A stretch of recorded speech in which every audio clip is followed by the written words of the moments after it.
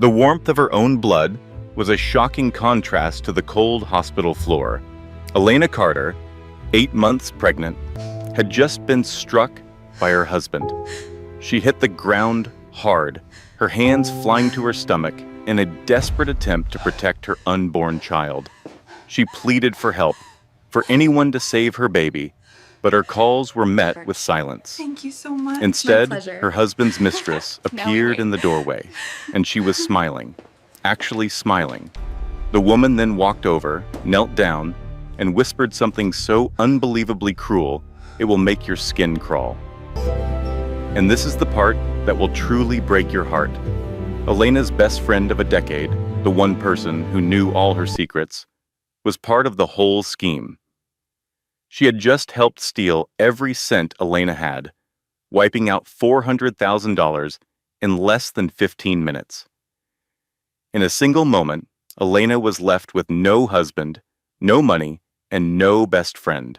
She was bleeding on the floor of a hospital, on the verge of losing her baby, completely and utterly alone. At least, that's what she believed. But 200 miles from there, a phone began to ring inside a billionaire's lavish apartment. That call came from a woman lost in dementia, a woman who had guarded a 30-year-old secret about a father Elena never even knew she had. What unfolds from this moment will astound you. It will tear at your emotions, but in the end, it will serve as a powerful reminder that justice often appears when we least expect it. Make sure you stick around for the entire story, because you will not see the final twist coming. Before we dive in, let me know in the comments where you are joining from today. And if this story touches you, please consider hitting that subscribe button. With one simple click, you will be sure not to miss any more stories like this one. Now, let's rewind to 48 hours before Elena's world shattered. This story is a powerful reminder that your darkest moment can become the doorway to your greatest transformation. No matter how broken you feel right now, no matter how many people have betrayed you, there is always a path forward. And sometimes, the family you discover is far more precious than the one you lost. The warm blood spread against the chilly hospital tile. Elena Carter clutched her pregnant belly, trying to drag herself toward the nurse's station. She knew her nose was broken. She could feel the sharp edge of cartilage, out of place, and the metallic taste of blood filling her mouth.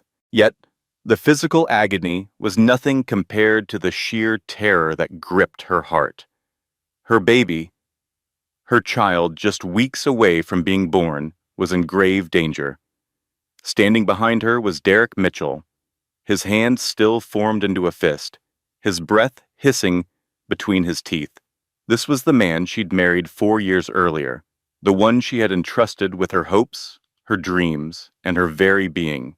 He was the man who had just hit her with enough force to send her sprawling onto the floor. Watching from the doorway of the exam room was another woman, Victoria Lawson. She leaned casually against the doorframe, her arms crossed, with a faint smile on her perfectly painted lips. She made no move to get help, nor did she cry out. She just watched, like a researcher observing an experiment that was going exactly according to plan. Elena's hand stretched toward the hallway as her sight began to grow dim. "Please," she managed to whisper, "my baby, someone please help my baby." Victoria's expensive heels made a sharp clicking sound on the tile as she came closer and knelt beside Elena. The heavy scent of her designer perfume mingled with the coppery smell of blood. "Darling," Victoria murmured in a soft, almost gentle voice, "this was always going to happen. You were never meant to have that baby, or that husband, or any of this." In the distance, alarms started to wail. Elena could hear yelling and the sound of running footsteps, the squeak of sneakers on the polished floor, but none of it registered. All she could focus on was the intense cramping in her stomach, the spreading dampness under her hospital gown, and the horrifying thought that she was losing it all. The very last thing she saw before she lost consciousness was Victoria giving a little wave with her perfectly manicured hand. Just 48 hours before, Elena still had faith in her marriage. She was in her kitchen on that Tuesday morning, making pancakes. Derek was at the breakfast table, his eyes glued to his phone.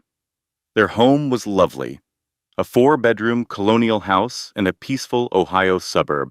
Elena had paid the entire down payment herself, using money she had diligently saved during her career as a senior financial analyst.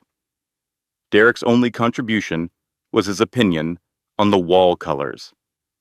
"Breakfast is done," she announced, placing a plate before him. Derek just grunted, not even bothering to look up. His thumbs were flying across the phone screen, typing a message that brought a smile to his face. Elena rested a hand on her belly. At 8 months pregnant, she felt huge, clumsy, and constantly tired. But she had left her job for this new life. Derek had urged her to concentrate on their family, on getting ready for the baby, on being a stay-at-home mother. She had said yes because she loved him and believed in the life they were creating. "Who are you texting?" she asked, her voice trying for a light, playful tone. "Just work," Derek said, quickly putting the phone in his pocket as he stood up. "I need to get going. I have a big meeting." He gave her a peck on the forehead that felt routine, like he was just checking an item off a list. Elena watched as he grabbed his keys, adjusted his tie in the mirror, and then vanished into the garage, never once looking her in the eye. A heavy silence settled over the house. Elena remained at the table, her gaze fixed on the plate of pancakes that were now getting cold, untouched by Derek. Something felt deeply wrong. She had sensed it for months. A slow, creeping separation between them. A feeling like she was sharing her home with a complete stranger who just happened to look like her husband. But each time she tried to talk about it, Derek would just call her paranoid. "It is the pregnancy hormones," he would say with a wave of his hand. "You are not thinking clearly." Maybe he was right. Perhaps she was just letting her imagination run wild. She tidied up the kitchen, took a shower, and got ready for her lunch with Jessica Palmer. Jessica had been her closest friend since they were college freshmen at Ohio State.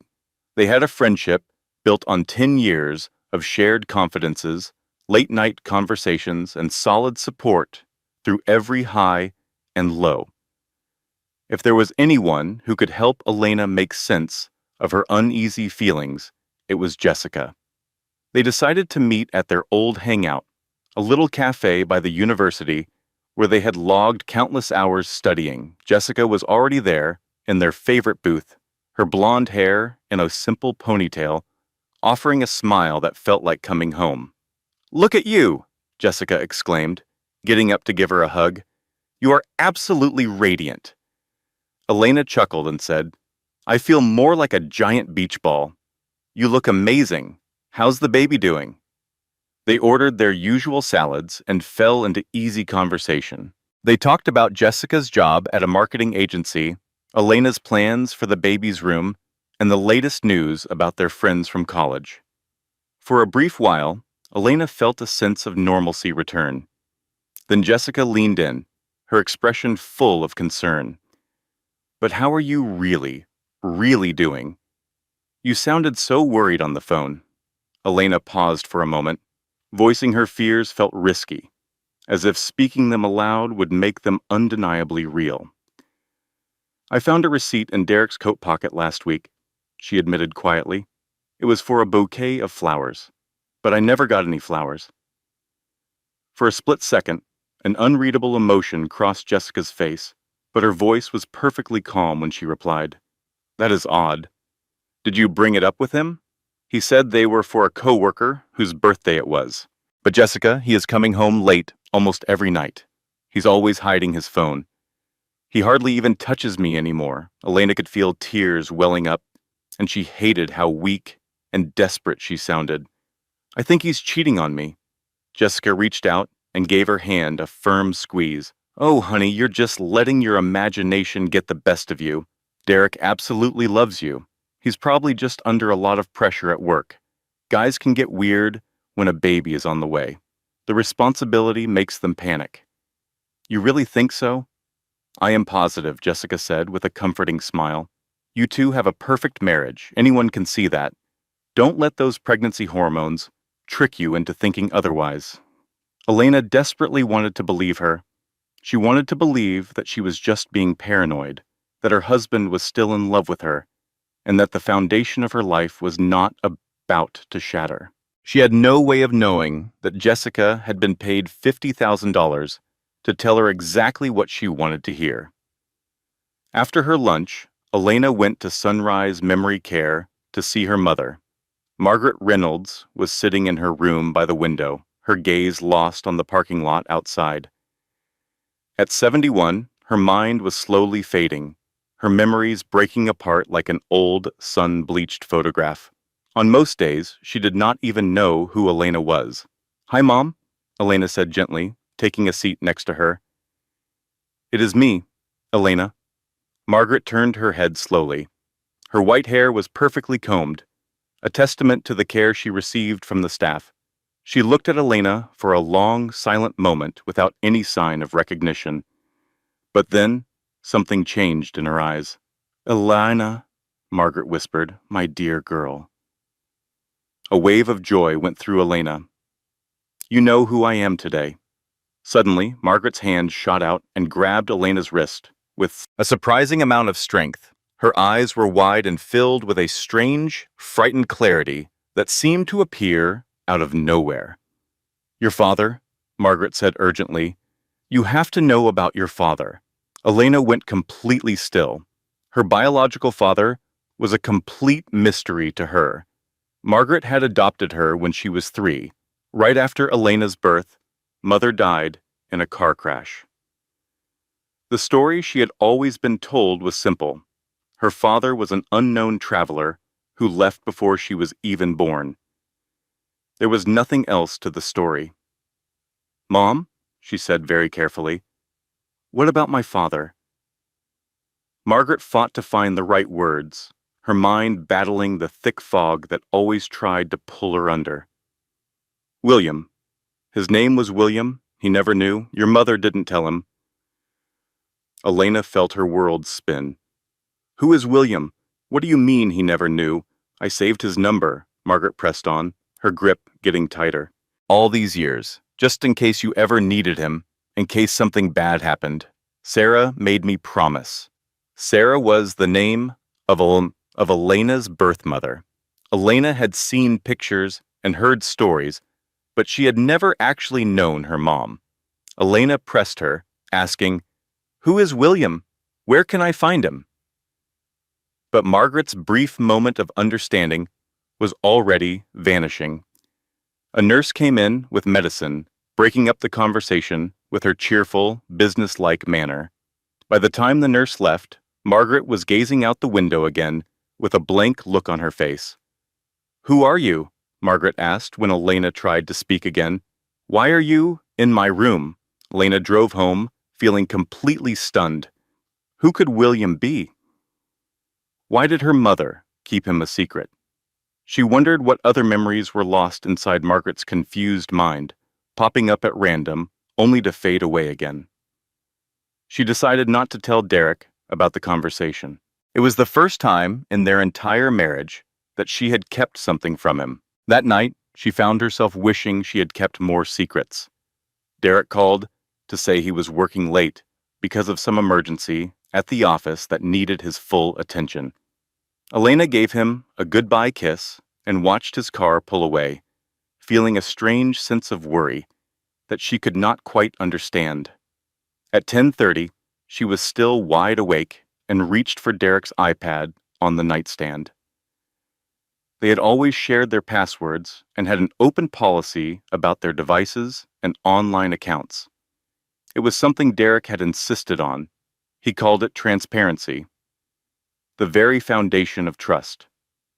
The screen of the iPad lit up in her hands. She was planning to read an article about pregnancy or look at nursery decorations to take her mind off things, but a text message alert appeared at the sum of the screen. It was from Victoria. "I cannot wait to see you tonight. Wear that blue shirt I got for you." Elena's heart felt like it stopped beating. Her fingers moved on their own, tapping to open the message conversation. She scrolled backward, reading through months of conversation she was never supposed to find. There were intimate photographs, declarations of love, and plans for a future that did not have her in it. The woman named Victoria called Elena awful names, like the whale, the problem, and the paycheck. Derek had replied with laughing emojis, agreeing with her, and adding his own cruel comments about his wife that made Elena feel sick to her stomach. But the most hurtful messages were from just 3 days before. Derek had written, "As soon as the baby is born, I am going to file for divorce and ask for full custody. Elena will have no idea it is coming." Victoria had replied, "Perfect. Then we can sell the house, get the child support money from her, and begin our new life together. She will be left with absolutely nothing." Derek's response was, "She deserves absolutely nothing." The iPad fell from Elena's shaking hands. She had been married to a man she did not even know. She had sacrificed her career, her freedom, and her whole sense of self for someone who was plotting to ruin her. And she had been completely blind to it all. Elena did not get any sleep that night. She just sat in the darkness of her bedroom with her hands on her pregnant belly, trying to figure out how her entire life had fallen apart right before her eyes. 4 years of marriage, 4 years of thinking Derek loved her, 4 years spent creating a future that was nothing but a lie from the very start. By the time morning came, she had made up her mind. She was going to confront Derek calmly and demand that he tell her the truth. She had to protect herself and her unborn child. She would not let him see her fall apart. She did not know that the next 48 hours would shatter her in ways she could never have imagined. The early morning sun created long shadows across the floor of the bedroom. As Elena got dressed, with trembling hands, she repeated what she was going to say in her head 100 times during that long, sleepless night. She had thought about every way the conversation could go and had a plan for each one. She promised herself she would stay calm, be logical, and insist on hearing the truth before deciding what to do next. She was 31 years old, 8 months pregnant, and her whole world had just been exposed as an elaborate deception.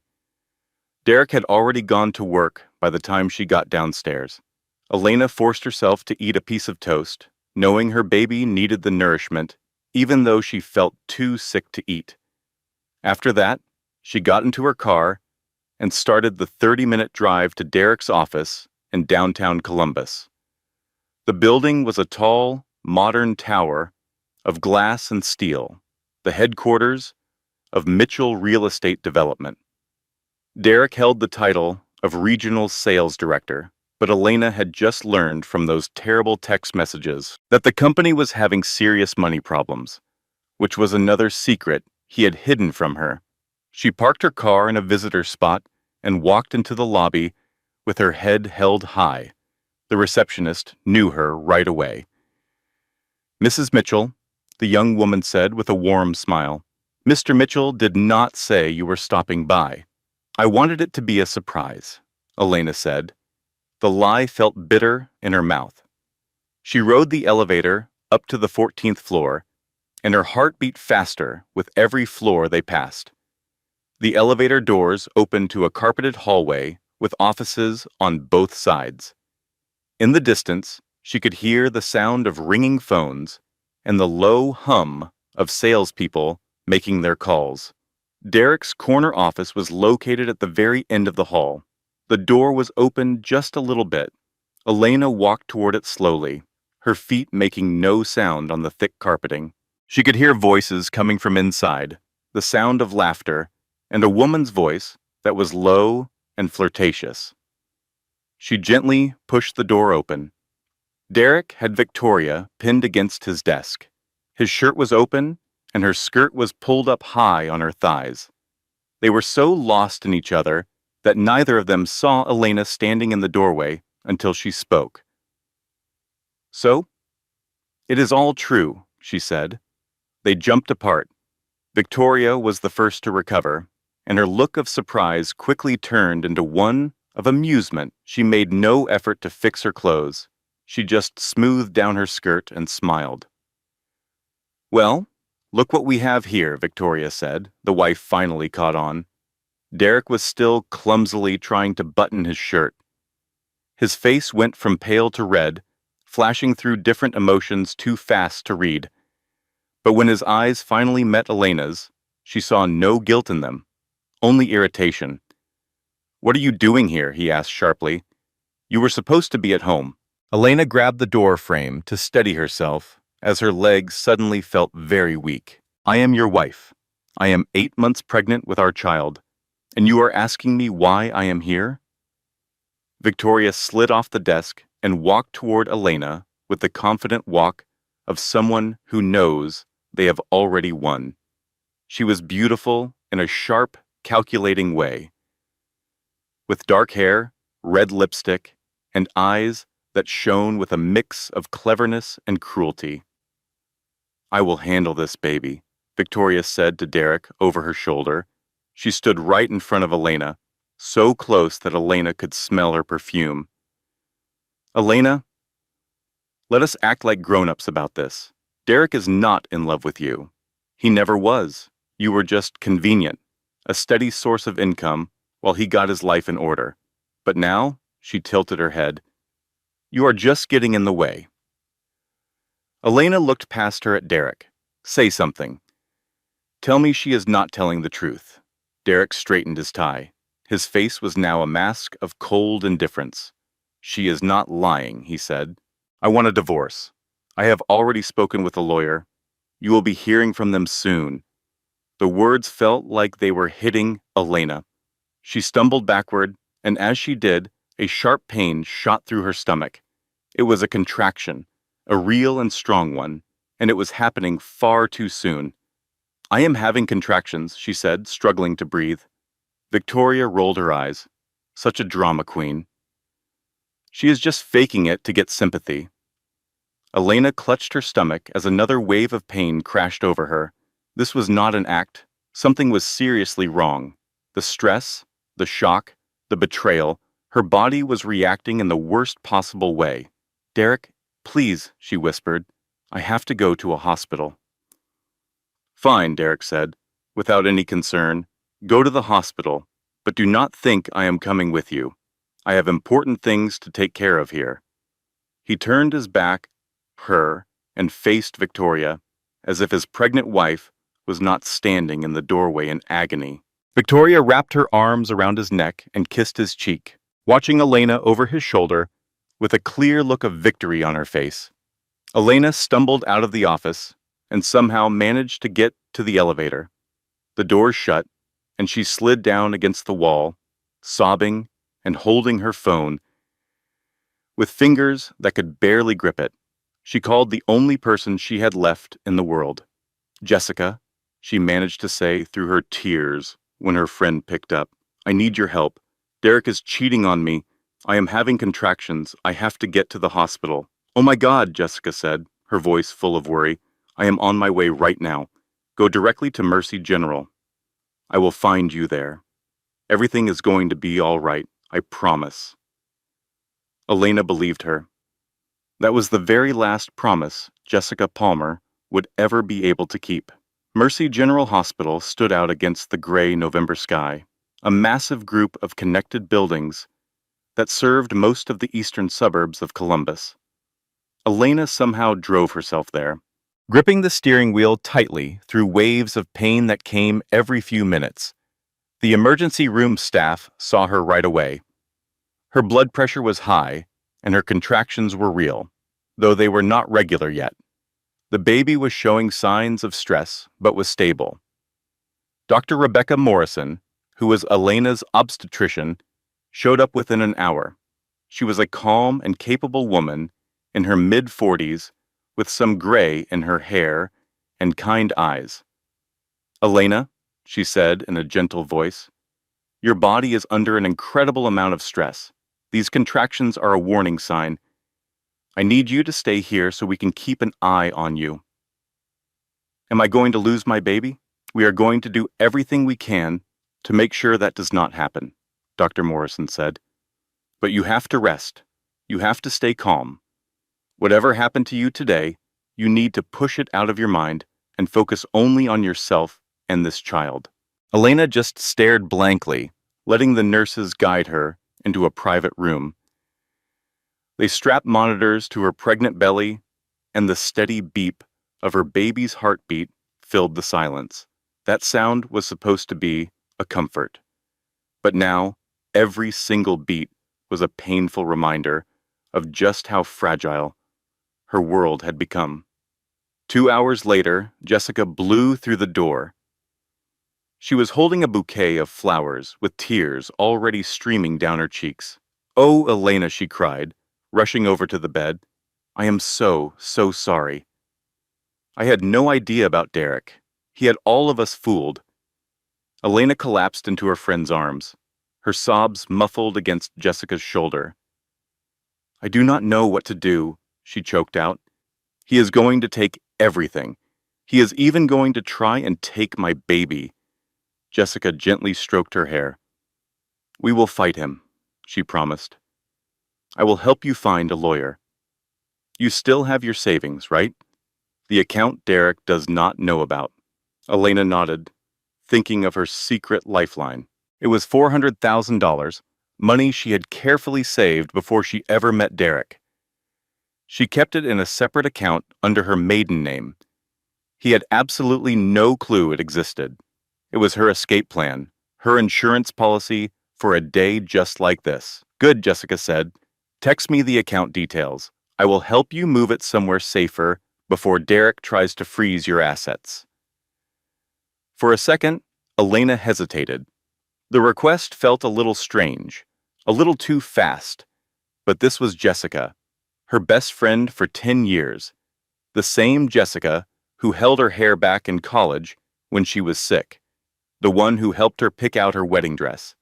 Jessica had never, not even once, given her a single reason to doubt her. So, Elena typed the information into a message and handed her the phone. Jessica quickly copied the numbers and smiled. "Get some rest now," she said, squeezing Elena's hand. "I will start making some calls. Everything is going to be okay." Jessica slipped out into the hallway, pulling the door almost shut. Elena tried to drift off to sleep. The medication the nurses gave her made her feel heavy and tired, pulling her down into darkness. But something was scratching at the edge of her mind. An instinct she just could not shake. She slowly got up to use the bathroom.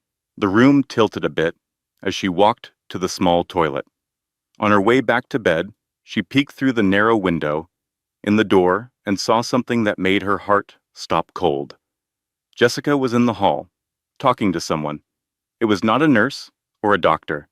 It was Victoria Lawson, and they were not fighting. They did not look surprised to see each other at all. They were talking like old friends, like partners who had been planning this for a very long time. Victoria handed Jessica a thick envelope.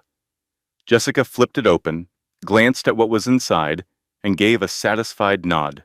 Then Jessica took out her own phone, typed for a moment, and showed the screen to Victoria. Even through the small window, Elena could see Victoria's triumphant smile. Elena could read her lips perfectly. Perfect. That is her account. All 400,000. Derek will be so happy. Elena's legs gave out from under her. She had to grab the wall to keep from collapsing, barely stumbling back to her bed before she fell completely. Silent, racking sobs shook her whole body. She shoved her fist against her mouth, desperate to keep from screaming out loud. Jessica, her best friend, who was like a sister to her, had been working with them this whole time. Just then the door opened, and Jessica walked back in, her face a perfect mask of gentle concern. "You should be sleeping," she said softly. Elena forced her body to go still, to keep her breathing steady. She had to pretend she did not know that the woman by her bed had just destroyed her entire life. "I am trying," Elena whispered back. "Good." Jessica leaned down and kissed her forehead. "Sleep well, sweetie. Everything is going exactly according to plan." Then she was gone. With trembling fingers, Elena grabbed her phone. She opened her banking app, put in her password, and stared at the screen in horror. Account balance, $0.00. A transfer of $400,000 had been made 15 minutes ago. It was all gone. Elena had no husband, no savings, and no best friend. She was 8 months pregnant, trapped in a hospital bed, and completely, utterly alone. She cried into her pillow until she was empty, until there were no tears left to cry. Then she just lay there in the dark, staring at the ceiling, trying to figure out how she could possibly survive. She made a decision. In the morning, she would check herself out. She would find a women's shelter. She would start over from nothing. But she had no idea that the worst was still on its way. Night fell over Mercy General Hospital like a dark blanket. Elena just lay in her bed, watching the monitors that tracked her baby's heartbeat. The contractions had eased up. The doctors were cautiously hopeful. If she could just stay calm and rest for the next few days, she had a good chance of carrying the baby to full term. But staying calm felt impossible. Every time she closed her eyes, she saw Jessica's smiling face, a smile that hid 10 years of lies, the hand that had squeezed hers while planning her ruin, the casual cruelty of taking everything from her and calling it a plan. A nurse quietly appeared at her door. "Mrs. Mitchell, your husband is here. He says you need to sign some urgent insurance paperwork." Elena's blood ran cold. "I do not want to see him." The nurse looked uncomfortable. "I understand, but he is saying that if you do not sign tonight, your insurance coverage for the delivery will be canceled. Hospital policy requires a family member's signature for the extended monitoring. I do not have any other family." "I am so sorry," the nurse said gently. "I can stay right outside if you want, but you really need to sign these." Elena shut her eyes. Margaret could not sign anything. Her dementia was too advanced for any court to recognize her signature. There was literally no one else. "Fine," she finally said, "but please, stay at the nurse's station where you can hear me if I call." Of course. A few minutes later, Derek walked in. He looked different than he had that afternoon at his office. He seemed softer, almost tired. His shoulders were slumped, and his eyes held a look that could have been mistaken for regret. "Elena?" he started, sitting down in the chair next to her bed. "I am so sorry about what happened today. I was cruel. Seeing you in pain, it made me realize how badly I have messed everything up." Elena said nothing. She just watched him, like a mouse watching a snake, waiting for the strike. "Can we please talk?" Derek went on. "Just for a minute. Not in here. The nurses keep coming in. There is a family consultation room just down the hall. It is private. Please, just 5 minutes." Every nerve in Elena's body screamed at her to say no, but she had to get those insurance papers signed. She needed that coverage for the delivery, for her baby, for whatever came next. And the consultation room was just a few steps away. The nurse's station was right there. If anything happened, she could scream. 5 minutes, she said. That is all you get. Derek helped her out of the bed with a gentleness that felt completely fake. They walked slowly down the hall, Elena with one hand pressed to her belly, Derek hovering by her side like he actually cared. To anyone else, they would have looked like a worried husband taking care of his pregnant wife. The consultation room was at the very end of the corridor, past the last patient room, and around a corner. It was much more private than Elena had expected, far more isolated than she realized. Derek opened the door and motioned for her to go inside. Victoria was waiting for them, Elena tried to spin around and leave, but Derek's hand clamped down on her arm like a vice. He dragged her into the room and shut the door behind them. The soft click of the lock sounded as loud as a gunshot. "Hello again, Elena," Victoria said with a smirk. "I hear you have had a rough day. You lost your husband, you lost your money, and you lost your best friend." "Let me out of here," Elena demanded, her voice shaking. "I will scream." Victoria just shrugged. "Go ahead. But take a look at this first." She held up her phone. On the screen was a video. Elena recognized herself right away, and she recognized her own bedroom. But the man in the video was a complete stranger, and the things happening were things she had never, ever done. "It is amazing what technology can do these days," Victoria said, as if they were just chatting about the weather.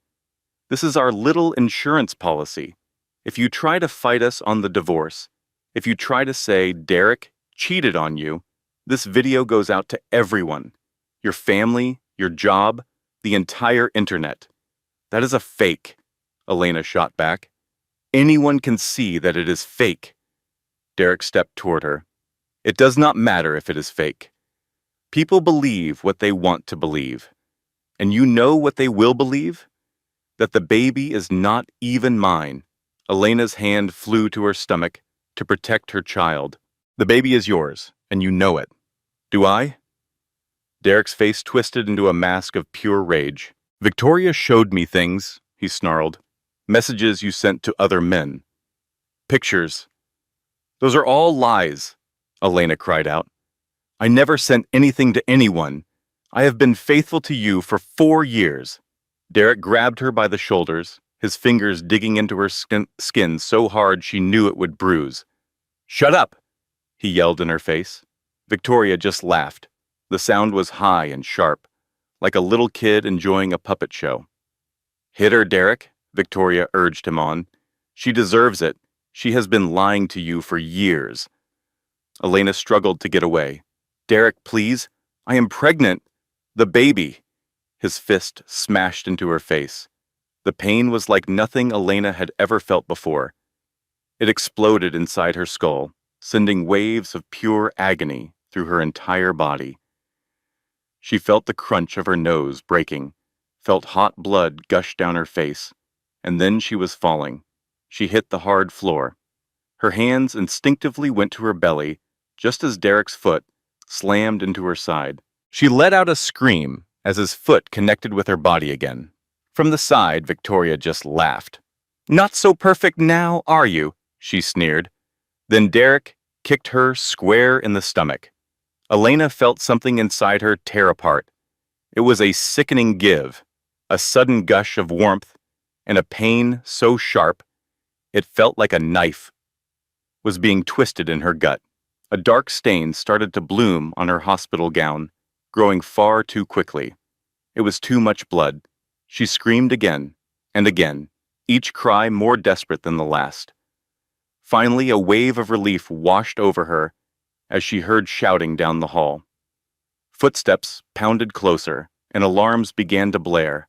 The door to her room flew open, and a flood of nurses rushed in. They swarmed her bed, calling out numbers and medical terms that were a blur to her. "She's hemorrhaging," one of them shouted. "The baby's heart rate is dropping. Get an operating room ready now. Call Dr. Morrison and tell her it's an emergency."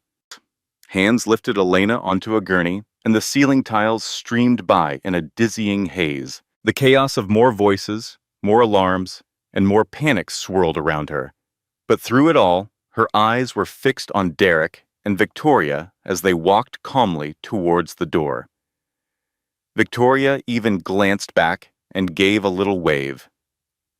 After that, everything faded to black.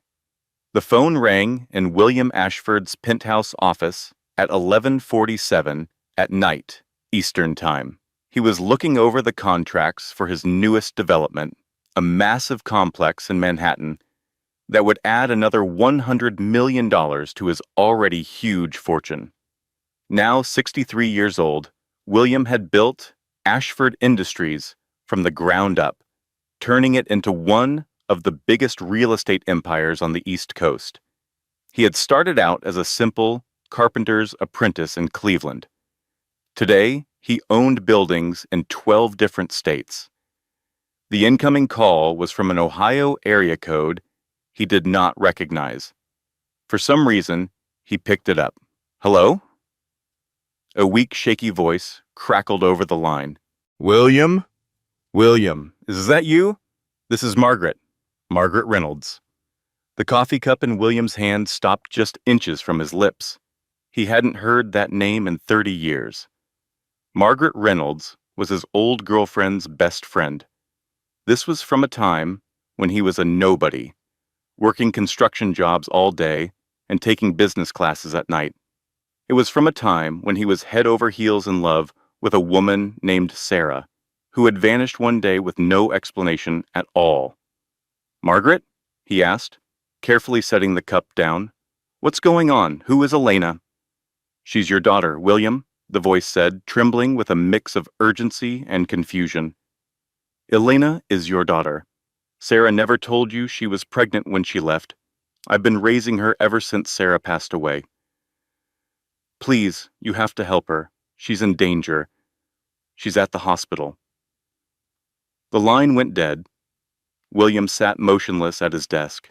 His heart was pounding against his ribs as his mind struggled to make sense of the news. His entire understanding of the last 3 decades had just been completely turned upside down. He had a daughter, a 31-year-old daughter he never knew existed. Sarah hadn't just left him. She had left because she was pregnant and was too proud to ask for help from a man who had nothing to give. And now, that daughter was in trouble. William grabbed another phone and buzzed his personal assistant. "Get my jet ready," he ordered. "I'm flying to Ohio tonight, and I need you to find out everything you can about a woman named Elena Carter. Her maiden name was Reynolds, and she's in a hospital in Columbus right now." "Yes, sir," his assistant replied, followed by a brief pause. "Is everything okay?" "I don't know," William answered honestly, "but I'm about to find out." 4 hours later, William's private jet landed at a small airport just outside of Columbus. A black sport utility vehicle was waiting for him right on the tarmac. His security team had spent the entire flight digging up information. The report was grim. Elena Carter, age 31, was married to a man named Derek Mitchell, a sales director for a failing real estate company. She was in emergency surgery at Mercy General Hospital after a violent assault. Her husband was a person of interest, and the police were already at the hospital. William hadn't slept a wink.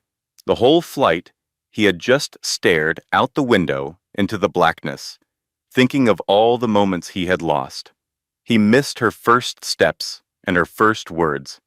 He missed her graduations and all her birthdays. He had missed every single milestone that a father should see as his child grows up. 31 years of a life he should have been a part of were just gone, all because Sarah didn't think he was good enough. He was determined to prove her wrong. The vehicle pulled up to the hospital at 2 in the morning. William brushed past a security guard who tried to stop him and marched into the emergency wing. He moved with the confidence of a man who had controlled boardrooms, closed billion-dollar deals, and never took no for an answer. A nurse stepped in his way.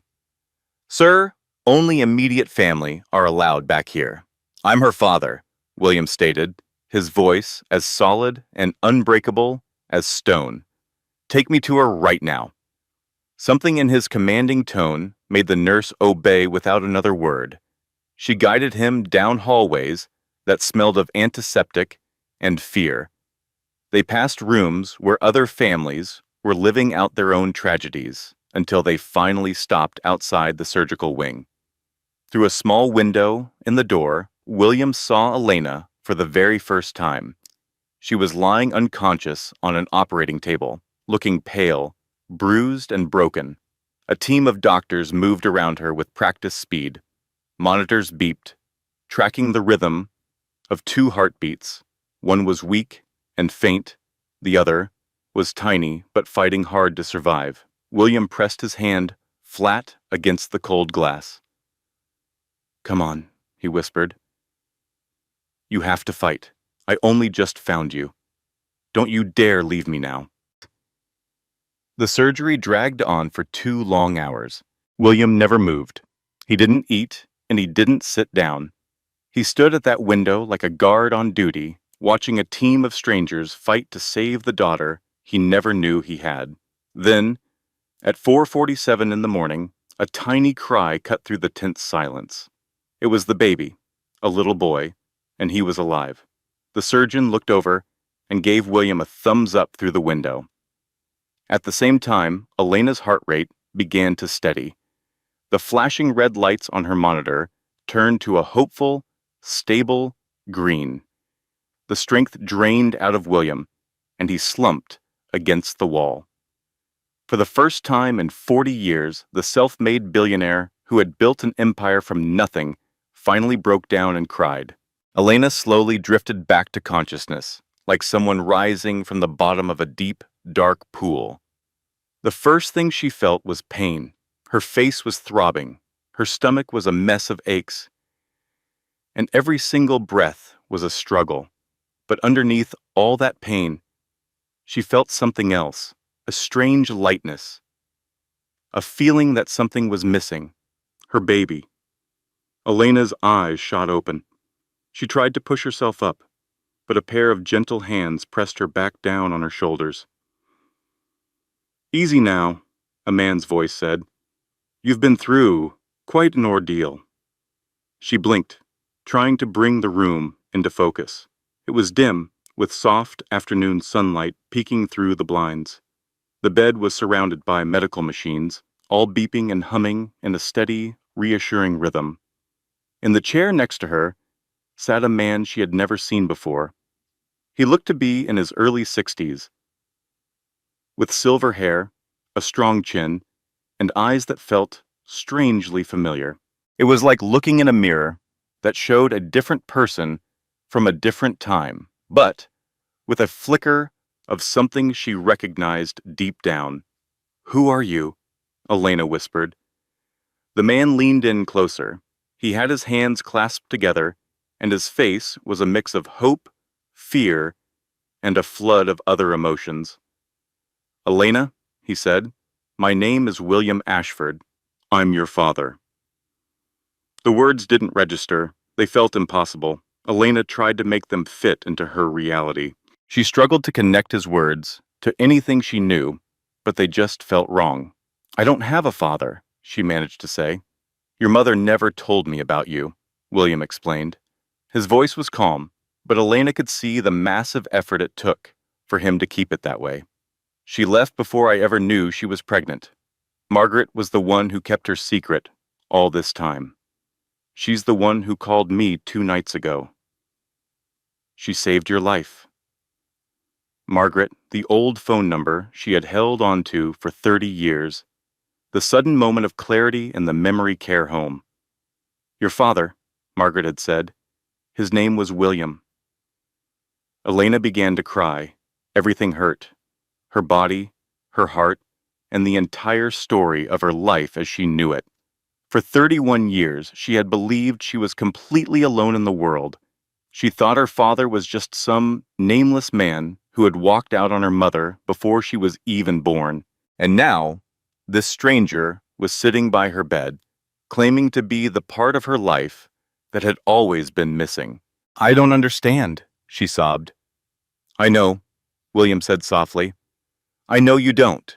To be honest, I don't fully understand it all myself. But we have time now. We have all the time in the world to figure this out together."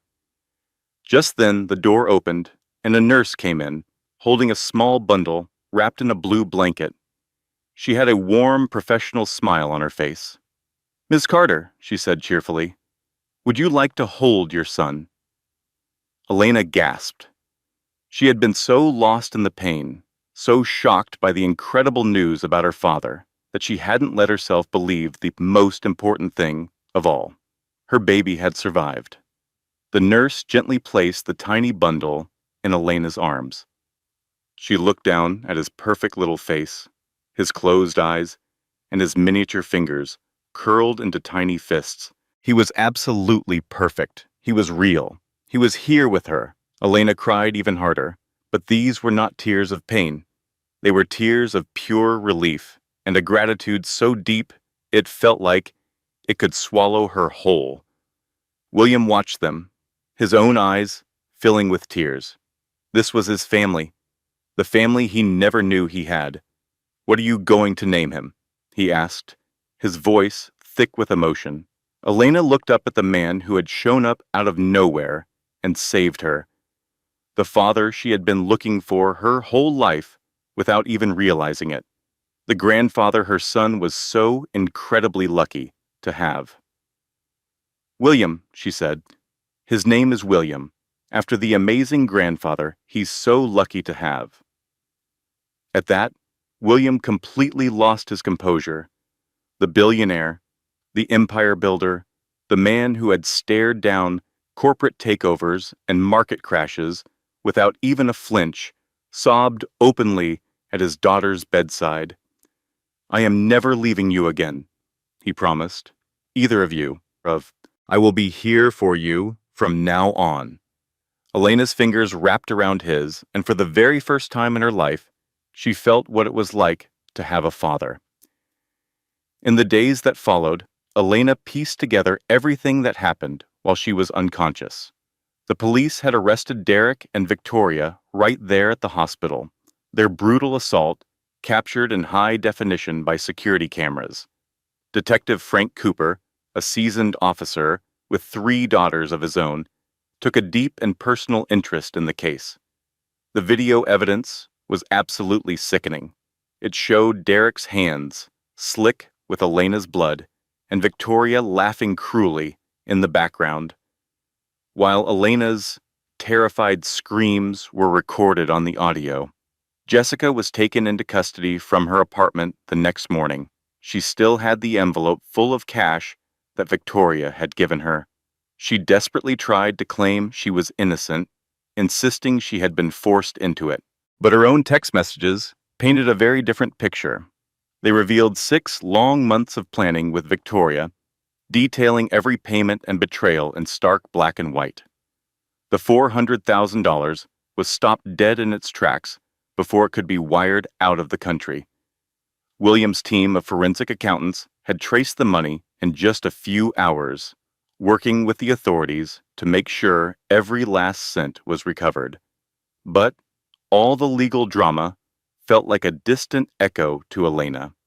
Her entire world had become the tiny human being who needed her for absolutely everything. Baby William, who the nurses had nicknamed Little Will, had arrived 6 weeks early. He spent his first week of life in the neonatal intensive care unit, hooked up to a network of monitors, feeding tubes, and oxygen. Elena would sit by his incubator for what felt like endless hours each day, talking to him, singing softly, pouring all of her hope into every breath she took, praying he would grow stronger. William Sr. was always by her side. He brought in top specialists. He made certain that little Will was receiving the absolute best care imaginable. He stood watch with Elena, keeping her company through the long, quiet nights, bringing her meals she had no appetite for, and gently reminding her to care for herself just as she was caring for her son. It was during those peaceful hours that they really talked. Elena learned all about her mother, Sarah Reynolds, who had been William's girlfriend for 2 years before she suddenly vanished. She learned that William had spent years searching for her, even hiring private detectives, trying desperately to figure out why she had left him without a single word. "I loved her," William said late one night, his voice thick with a grief that was decades old. "I was going to ask her to marry me. I would have walked away from it all to make a life with her, but she never gave me that chance." "Why do you think she left?" Elena asked. "I cannot be 100% sure, but Margaret told me Sarah had just found out she was pregnant. It happened right when I closed my first major business deal, and suddenly, I was making serious money. My career was taking off, and Sarah, William stopped for a moment. Sarah was incredibly proud. She had a fierce sense of pride. She did not want anyone to even think she was using me for my success. She refused to be seen as a burden, so she just vanished. And when she disappeared, she took my daughter away with her. Elena absorbed this new information slowly, turning it over and over in her thoughts like a smooth river stone. Her mother had truly loved her, had given up everything to raise her on her own, and had died tragically in a car crash when Elena was only 3 years old, leaving her with Margaret. Margaret never told you, Elena said. The reality of it setting in, all of those years, and she never once tried to contact you. She told me she thought about it countless times, William answered. But your mother made her give her word, and Margaret is someone who always keeps her promises. Elena glanced over at little Will, who was sleeping so peacefully in his incubator. I really wish I could have known her, she said in a near whisper. William gently took her hand. You have so much of her in you, he said. That same determination, that same strength, that same stubborn streak. A small smile broke through his tears. She would be so incredibly proud of you. After 2 long weeks, little Will was finally strong enough to be discharged from the NICU. Elena clutched him tightly in her arms as a nurse pushed her in a wheelchair toward the hospital's main exit, and the simple act of taking her son out into the world brought a rush of emotion that completely overwhelmed her. William was waiting for them by the curb with a private car. He had arranged for Elena and the baby to live at his estate just outside of Cleveland. It was a sprawling mansion that felt a bit excessive, but it was also a fortress, completely safe and secure, far away from anyone who might wish them harm. You really do not have to do all this, Elena said as the car smoothly pulled away from the curb. I know, William said with a warm smile. I want to. She looked over at him, this man who was a stranger, but also her father, and she felt a glimmer of something she had not felt in a very long time.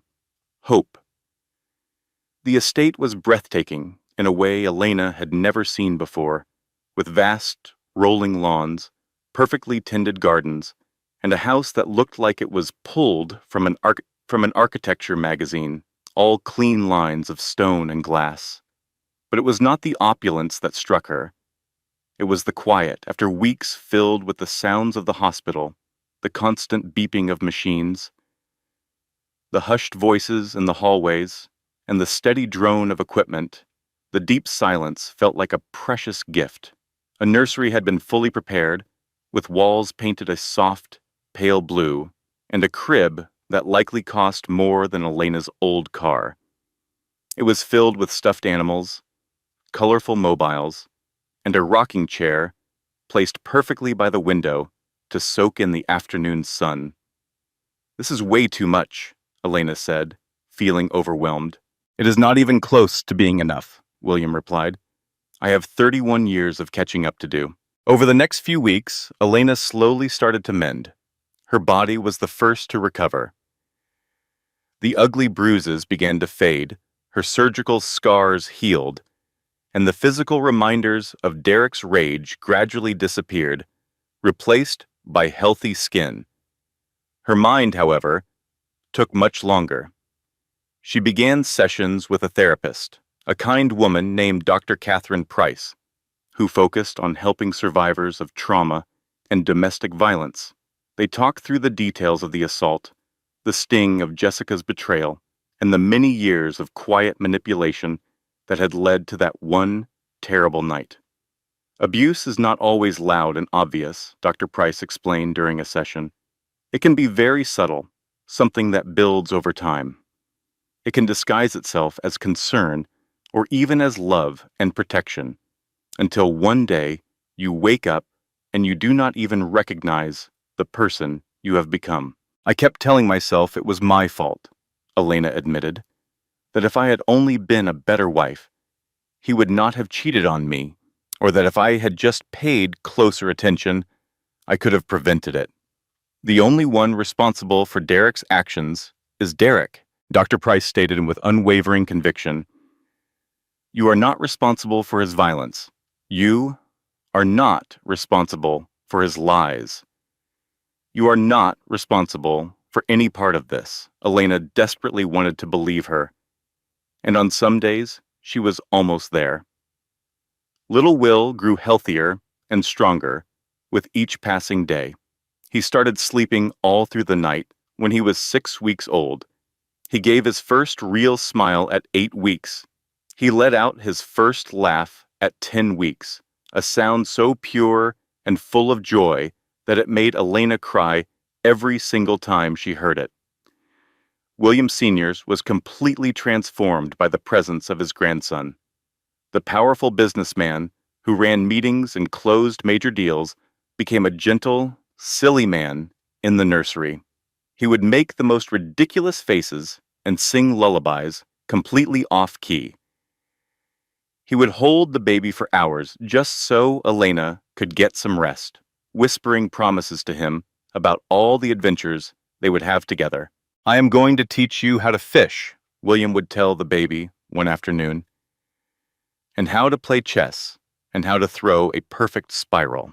All of the things I never had the chance to teach your mother. Elena would watch them from the doorway, her heart feeling full to the point of bursting. She had lost so much, her husband, her life savings, her closest friend, but in their place, she had discovered something she never even realized was missing. A father, a real family, and a new future. And very soon, she was going to get her justice too. On the day Elena finally came face to face with Victoria Lawson, she wore a simple black dress and chose not to wear any makeup to hide her fading bruises. 6 weeks had passed since the attack. Victoria had been denied bail and was being held in jail, considered a flight risk because of her history of committing fraud in other states using different identities. The case against her was airtight, with security videos, text messages, financial documents, and the deepfake video that had been traced directly to her own laptop. She was facing a very long prison sentence, but Elena needed more than what the courts could offer. She needed to look the woman who had tried to ruin her life directly in the eyes and say everything that needed to be said. William had arranged for them to have a private meeting at the detention facility. His legal team had worked out all the details. 5 minutes, alone in an interview room, with guards posted right outside the door. Are you absolutely sure you want to do this? William asked her as they drove through the bleak November morning. Yes, Elena answered, her voice firm. I need to have this closure. The detention center was a flat, grim-looking building surrounded by high chain-link fences topped with razor wire. Elena walked through the metal detectors and past the security checkpoints with her head held high. The guards there treated her with a surprising amount of compassion. They had seen the video. They knew exactly what Victoria had done. The interview room was small and cold, furnished with only a metal table, 2 chairs, and a camera on the wall to record their entire conversation. Victoria was already in the room, waiting for her, when Elena walked in.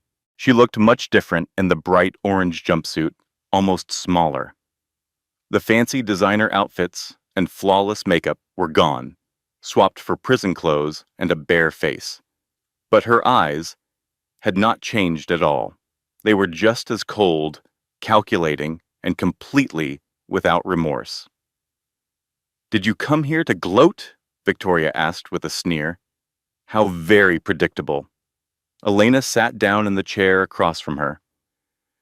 The metal table between them did not feel like nearly enough of a barrier, but she knew the guards were just outside. Victoria could not lay a hand on her ever again. I need you to understand something, Elena began, her voice perfectly steady. She had rehearsed this speech in her mind 100 times. You spent 18 months of your life scheming to destroy me, 18 months manipulating my husband, buying off my best friend, and plotting to steal my child and my inheritance. Victoria just smirked, and I came so close to succeeding. Almost, Elena agreed, leaning forward just a little. But there is one thing you never bothered to consider. You were so busy obsessing over what I might inherit that you completely forgot about who I actually am. I am a financial analyst. I have spent years of my life finding patterns of fraud in corporate finances. Did you honestly believe I would not notice all the little things? It was how Jessica suddenly sported new jewelry, and how Derek's excuses never quite made sense. I sensed something was deeply wrong, but I never imagined the truth. A flicker of uncertainty crossed Victoria's smug face. But that is not why I came here, Elena said calmly. I am here to make sure you understand exactly what you are losing. It is not just your freedom, though you will have a long time to reflect on that. It is everything else. Elena let her words hang in the air. You know Derek never loved you, do not you? He used you in the same way you were using him. The only difference is you actually developed feelings for him. I saw how you looked at him in those text messages. You imagined he would be all yours once I was out of the picture, but Derek is only loyal to his addictions. Shut your mouth, Victoria hissed. That money you were so desperate to get your hands on, my father is worth $4 billion. That is $4 billion. The $400,000 you and Jessica managed to steal is just pocket money to him. And we have already gotten it all back. Jessica is already in custody. Everything you schemed for, every plan you made, every single thing you gave up, it was all for nothing. Victoria's composure was finally beginning to crumble. Her jaw was tight, and her hands were balled into fists on the table. And do you know what the worst part is? Elena asked. The one thing that is going to eat you alive every single day in that prison cell? She rose to her feet. I am going to forget all about you. In a year, you will not even cross my mind. I will be busy raising my son in a home that is filled with love. I will be building a relationship with the father I never knew I had. My life will be so beautiful that your 18 months of plotting will be nothing more than a bad memory. You tried to take my whole world from me, but instead, you gave me a new one. If you had not forced Derek to reveal who he truly was, I might have stayed in that miserable marriage for another 20 years. So, I should thank you, Victoria. Thank you for giving me my freedom. Elena turned and walked away toward the door. Behind her, Victoria completely lost control. She screamed a string of curses. She slammed her fist down on the table. She struggled so violently in her chair that guards had to rush in and hold her down. But Elena never looked back. She stepped out of the detention center into the pale November daylight and felt a sensation she had not experienced in months. She felt free. 2 days after that, she went to see Jessica. This meeting was more difficult to set up.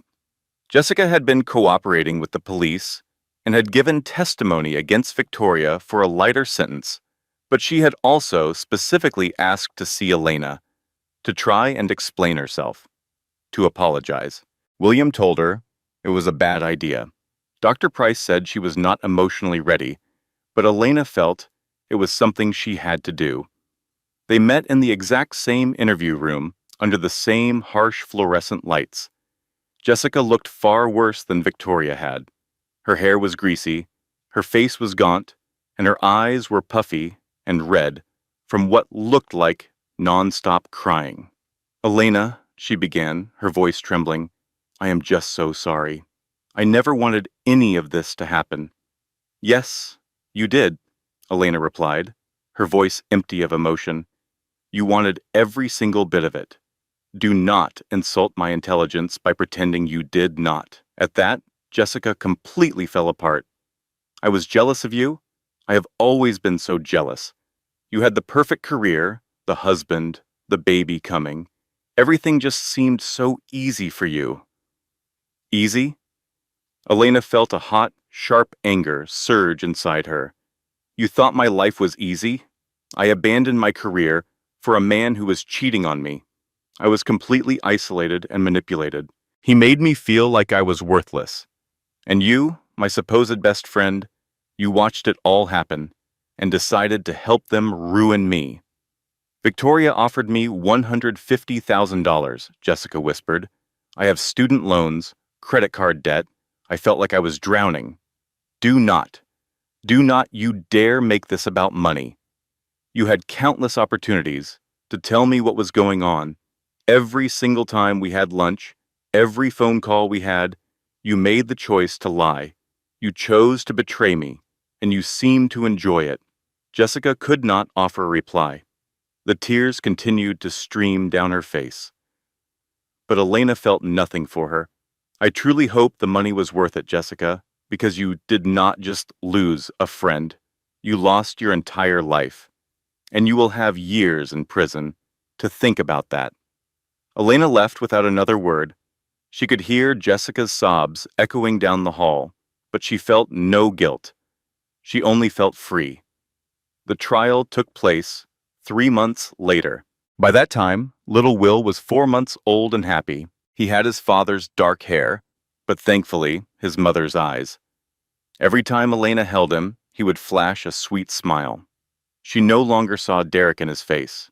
He was her son, and William Sr.'s grandson. Together, they were a family created from the wreckage of deceit. On the day of the sentencing, the courtroom was overflowing with people. Journalists crammed into the gallery, while supporters for the victims took their seats in the first row. Detective Cooper, the officer on the case since its inception, stood in the back, watching with a calm sense of accomplishment. Derek Mitchell was just a shell of the man Elena had once called her husband. Incarceration had worn him down. His gambling debts had followed him inside, and threats from other prisoners had left him looking thin and haunted. The magnetic smile was gone. The confident attitude had disappeared. All the things that once made him appear so strong had been completely taken from him. The official charges were read out loud, starting with aggravated assault against a pregnant woman, followed by attempted murder because of how severe Elena's injuries were, insurance fraud, and conspiracy to commit theft. With each new charge, Elena felt a heavy burden being removed. Then, it was her moment. She walked confidently to the podium and looked directly at the judge. Her hands were perfectly still, and her voice was strong and clear. Your Honor, she said, the defendant should have been my partner, my protector, and the father of my child. Instead, he assaulted me when I was 8 months pregnant. He kicked me in my stomach in an attempt to murder our unborn son. He actually laughed while his mistress cheered him on. She paused, allowing the gravity of her words to fill the room. I am not asking this court for revenge. I am asking for justice. I demand that Derek Mitchell never gets the chance to do to someone else what he did to me. I want my son to be raised in a world where men like him have to answer for their actions. And I ask that when Derek is sitting in his cell for the next 20 years, he remembers that he once had a family. He had a wife that loved him. He had a son that would have admired him, and he threw it all away for a woman who was just using him. She went back to her seat next to William. The verdicts came quickly, guilty on every single charge. The sentences were deeply satisfying. Derek Mitchell was given 23 years in federal prison, with no chance of parole for at least 18 years. Victoria Lawson got 18 years for conspiracy, fraud, and for being an accessory to attempted murder. Jessica Palmer was sentenced to 5 years for theft and conspiracy. As they led Derek away in handcuffs, he looked back at Elena one last time. Elena, he pleaded, please, I am sorry. She did not even look at him. She simply turned to her father, who wrapped his arm around her. "It is finally over," William said. "Yes," Elena answered. "It is." About 6 months after the trial ended, Margaret Reynolds' health took a serious decline. Elena had made sure to visit her every week since she had gotten out of the hospital. On some days, Margaret knew who she was, and on other days, she did not. But even on the difficult days, Elena would sit by her bed, hold her hand, and tell her all about little Will's newest achievements. "He is crawling everywhere now," Elena said on one of her visits. "He gets into absolutely everything. Your house would have been total chaos." Margaret had offered a weak smile, not really understanding, but finding comfort in the sound of Elena's voice. But the dementia was unforgiving. It chipped away more of Margaret with every month that passed. The staff at Sunrise Memory Care called Elena on a Thursday morning to let her know that the end was probably near. She and William drove to the facility together. The sky was a dull gray, threatening snow. Little Will stayed at home with the nanny that William had hired, where he was safe and warm, completely unaware of the sadness that was on its way. Margaret's room was very quiet. The machines had all been turned off. All medical treatments had been stopped. There was nothing more to do but wait. Elena sat on one side of the bed, and William sat on the other. They each held one of Margaret's hands and listened to her breathing, as each breath became softer than the one before. "Thank you," William said quietly, "for everything. For raising my daughter when I was not able to. For holding on to my number for all those years, and for making that call." For a brief second, Margaret's eyes fluttered. In a moment of impossible clarity, she seemed to recognize him. "William," she whispered, "you came." "I came," he said, "all because of you." Margaret's eyes then moved to Elena. "My sweet girl, I am so sorry I kept secrets from you." Elena leaned in closer, tears running down her cheeks. "You saved my life, Mom. You are always my protector." "There is absolutely nothing to forgive." Margaret looked back and forth between them, a father and daughter, who were finally together after 31 years. "Family," she whispered. And then her eyes closed for the last time. Elena cried. William cried. They held hands over Margaret's body, two people who had been strangers, now connected by the woman who had loved them both so much. The funeral was a small, private affair. Elena had not known many of Margaret's friends. The dementia had cut her off from the world in her final years, separating her from a community she had once belonged to. But the people who did attend spoke with great affection about the woman they recalled. A kindergarten teacher for 30 years, a person who volunteered at the food bank every Thanksgiving, and a guardian who had taken in a 3-year-old orphan and raised the child as if she were her own. Little Will was there, in Elena's arms, too young to know what was happening, but there with his family. He was a continuation of Margaret's legacy, just like Elena, representing a new generation of the family Margaret had fought so hard to keep safe. At the service, William delivered the eulogy. He explained that Margaret Reynolds was not a famous woman. She did not create corporations or change the world in a way that generates headlines, but her contribution was far more significant. For 30 years, she honored a promise. She protected a secret that was not hers to share simply because she had given a friend her word. And when the critical moment came, she summoned the bravery to break that promise. Because staying silent would have meant watching her own daughter perish. He paused, his voice heavy with emotion. "I was never able to thank her the right way. I never had the chance to tell her what her phone call truly meant to me. But I can pay tribute to her memory by being the kind of father Elena deserves, by being the grandfather little Will needs, and by holding together the family that Margaret worked tirelessly to build." After the service concluded, Elena stood alone beside Margaret's grave. The headstone was understated, reading Margaret Ann Reynolds, beloved mother and guardian. She kept families together. Thank you for everything, Mom, Elena whispered, for saving his number, for making that call, for giving me a family when I had absolutely nothing. She set flowers down on the fresh soil and stood quietly as snow began to drift down. William found her there an hour later, trembling in the chill, but unwilling to go. She is finally at peace, he said softly. I know, Elena answered, as she wiped her eyes. I just miss her.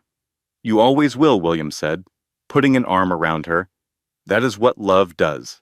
It remains with us even when the people are no longer here. They walked back to the car in unison, leaving Margaret to her rest. In the months that came after, Elena started to construct a new life. She moved from William's large estate into a place of her own, a cozy house in a quiet part of town where little Will could grow up feeling secure and cherished. William objected at first.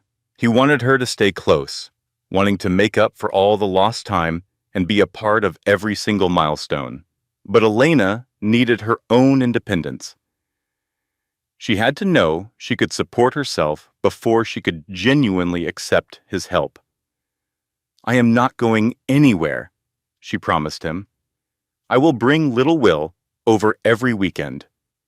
You can come by whenever you like, but I have to prove to myself that I am capable of doing this. William was understanding. He had created his own empire from scratch. He understood the importance of self-reliance. Elena went back to work, not for her old company, but as a consultant at a nonprofit that assisted survivors of domestic abuse with their financial planning. The job was fulfilling in a way her previous career had never been. She helped women see what their options were, and she taught them how to put money aside from their abusive partners. She helped them create plans for their escape. Every successful outcome felt like a personal victory. Little Will had his first birthday party on a bright May afternoon. William's estate had been completely transformed with balloons and festive streamers. Elena invited her colleagues from the nonprofit, her new neighbors, and a couple of the survivors she had helped who had since become her friends. She stood in the garden and watched her son toddle across the lawn, chasing after bubbles another child was blowing. He stumbled and fell, but he got right back up and kept going, his determination clear in every wobbly step. He is going to become an extraordinary person, William commented, appearing at her side. He already is. William passed her a glass of champagne. To family. Elena touched her glass to his. To family. They observed little Will together, a grandfather and a mother, connected by the child who stood for everything. They had been on the verge of losing. Do you ever feel regret about not knowing me sooner? Elena inquired. William thought about the question for a moment. Every single day, he confessed. I think about every moment I was not there for. Your first steps, your graduation, your wedding, even though that marriage was a terrible mistake. I can never get those years back, and that loss is something that will always sting. He took a breath, but I do not see the point in wasting energy on regret. I found you at the exact moment you needed me most, and now, every single day I have with you, and this little one is a gift I never imagined I would receive. Elena rested her head on his shoulder. My whole life I felt like I never belonged anywhere, she confessed, like I was waiting for something but did not know what it was. Now I know. I was waiting for you. This is where you belong, William replied. You and little Will. This will be your home for as long as you want. The sun started its descent, coloring the sky in hues of gold and rose. Little Will came running toward them with his arms open wide, laughing with absolute delight. Elena scooped him up and lifted him high into the air. Happy birthday, my sweet, perfect boy, she whispered into his hair. For the very first time in her life, Everything felt completely right. The notification popped up on Elena's phone on a completely normal Tuesday morning. She was in her kitchen, fixing breakfast, scrambling some eggs, while little Will hammered a wooden spoon on the tray of his high chair. Sunlight poured through the windows, and coffee was brewing on the counter. Everything felt ordinary. Everything was calm. Then her phone buzzed. She looked at the screen, assuming it was a text from William or a reminder for an appointment that afternoon. Instead, she saw a news headline. Derek Mitchell was found dead in his prison cell from an apparent suicide. Elena stood there frozen, the spatula still in her hand. She read the headline over and over. The words did not change. Derek was gone. The man who had assaulted her, the man who had kicked her when she was pregnant, the man who had attempted to ruin her and her child. He no longer existed. Elena waited for a feeling to surface. Perhaps relief or satisfaction, maybe even sorrow for the man she once cared for. Anything at all. But there was only emptiness, just a silent recognition that a particular chapter of her life was now definitively and completely over. She switched off the stove, lifted little Will out of his high chair, and dialed her father. "I just saw the news," William said the moment he picked up. "Are you okay?" "I think I am," Elena answered. "I thought I would feel something, relief. Maybe anger, just something, but I do not. That is all right. You are not required to feel anything." "He dedicated his whole life to being important," Elena said after a moment, "to being powerful, to controlling every person around him, and in the end, his death is just a notification on my phone that I am about to delete." She stared at the device in her hand. "Is that wrong of me?" she asked, "to not feel a thing?" "No," William's voice was soothing. "It means he no longer has any power over you. It means that you are free." Elena Ocean deleted the notification. She went back to making breakfast. She served little Will his eggs and toast. She tidied up the kitchen, started a load of laundry, and continued with her day as if nothing had changed. Because for her, nothing had. Derek Mitchell was already gone in her mind. He had been gone from the moment he had first struck her in the face. The official news was simply a late confirmation. That night, after little Will was sound asleep, Elena poured a glass of wine for herself and sat on her back porch, watching the stars appear one by one. She thought about the person she was 2 years ago, the woman who had sacrificed her own career for a man who had never truly loved her, the woman who had confided her deepest secrets to her best friend, the woman who had been led to believe that love required sacrifice, that marriage was about submission, and that being a good person was all it took to find happiness. That woman no longer existed. In her place stood someone much stronger, a person who had weathered the unthinkable, someone who had built a brand new life from the ruins of betrayal and had come out more resilient than ever before.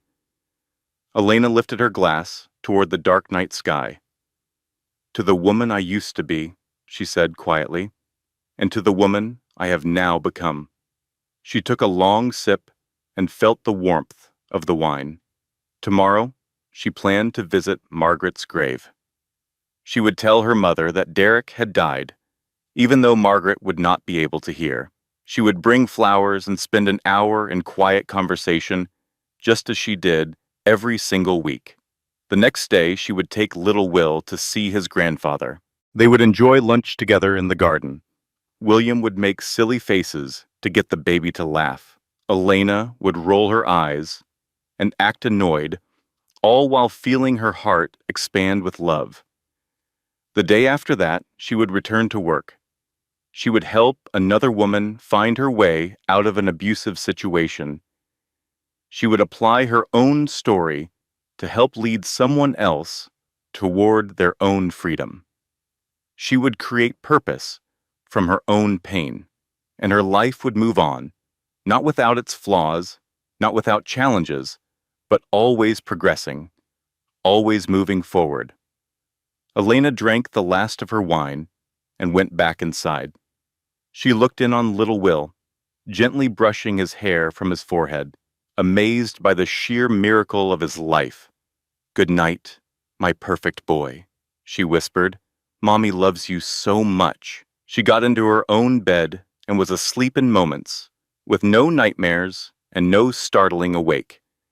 Just peaceful slumber and the quiet certainty that she was in the exact right place in her life.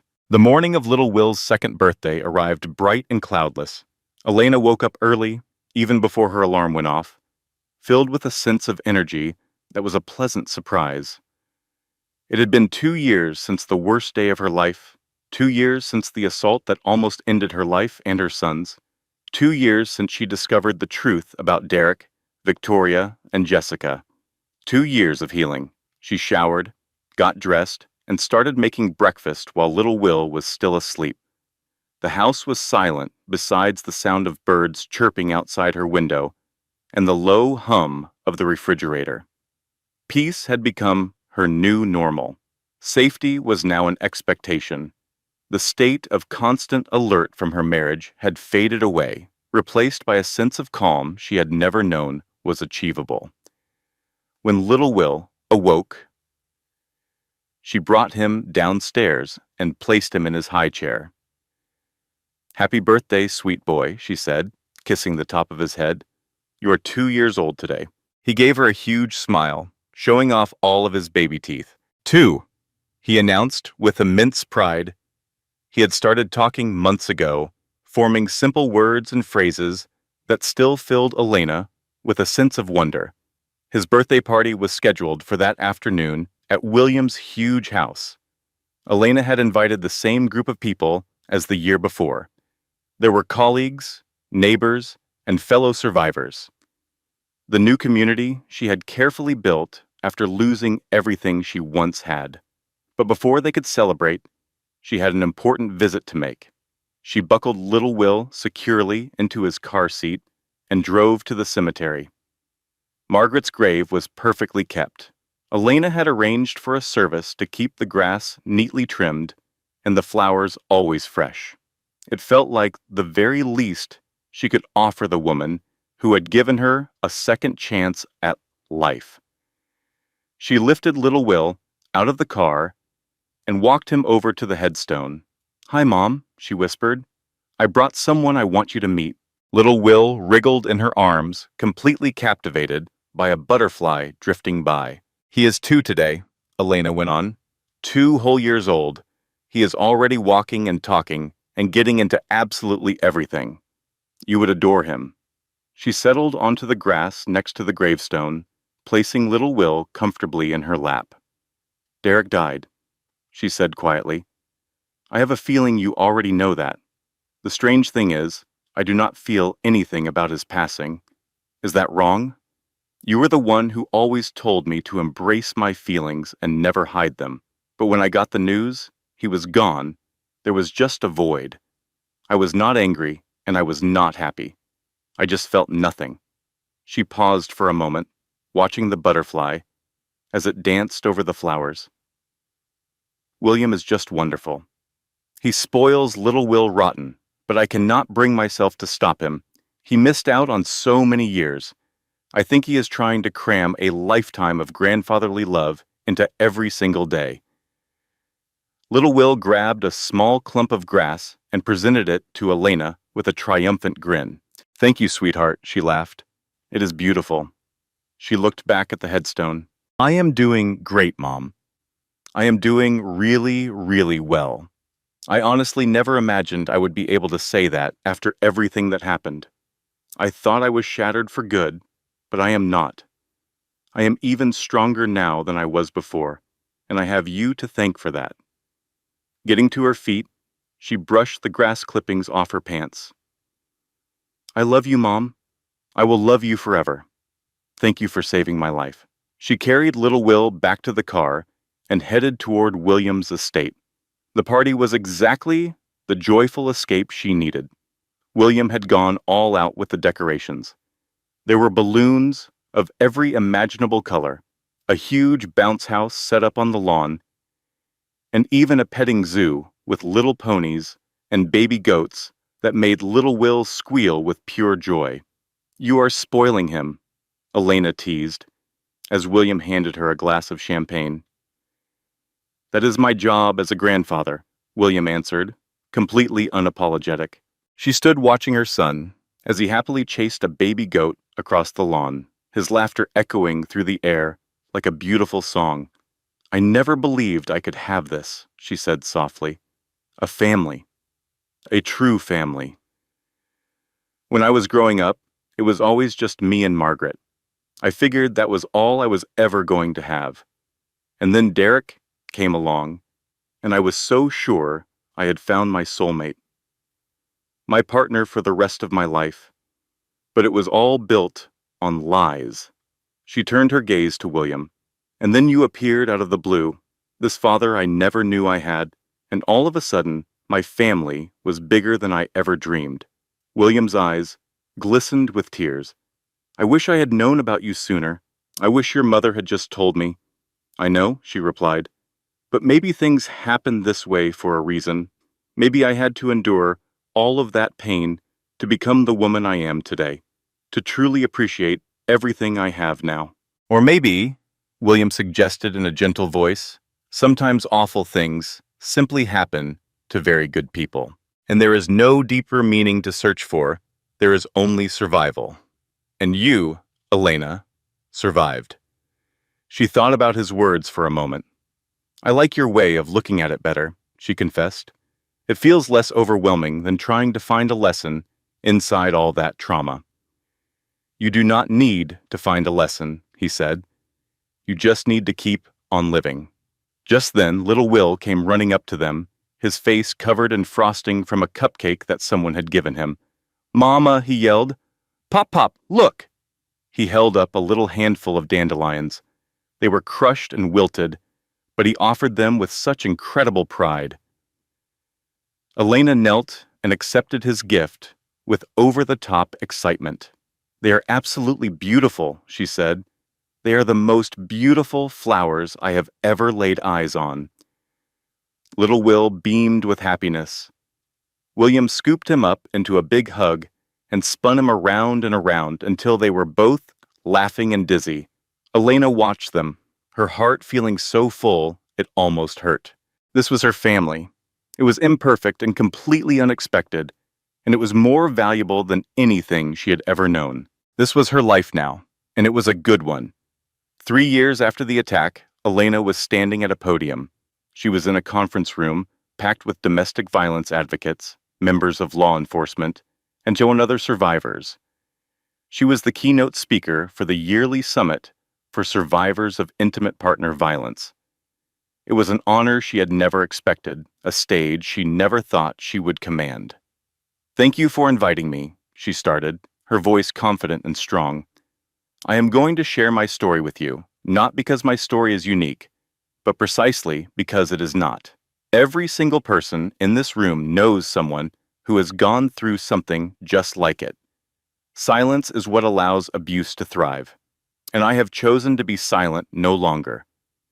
She told them her entire story, from the slow chipping away of her freedom during her marriage to the constant gaslighting that made her question her own mind.